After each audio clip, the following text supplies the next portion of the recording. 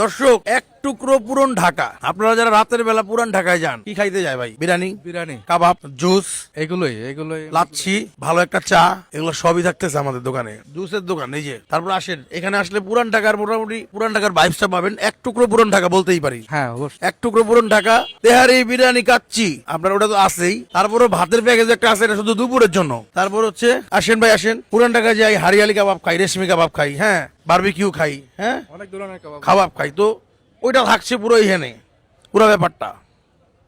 তারপরে আপনারা যে নাজিরা বাজার যাই, যারা জুস খাই, চা খাই, তেহারি, কাচ্চি খাই, তারপর হচ্ছে আপনার লাচ্ছি খাই, তারপর হচ্ছে রেশমি কাবাব, হারিয়ালি কাবাব, বারবিকিউ, যত রকমের কাবাব আইটেম, চাপ আইটেম সবই পাচ্ছেন আমার এখানে। কিন্তু 12টার পরে আসবেন। 12টার পরে আসবেন কেন বলতেছি, এইখানে এমনিতেই 1-1.5 লোক আমার দোকানের সামনে অবস্থান করেন। একটা মার্কেটের মতো তো, এখানে অনেক ফুড কোর্ট বসে, অনেক লোকজনের জনসঙ্গম হয়।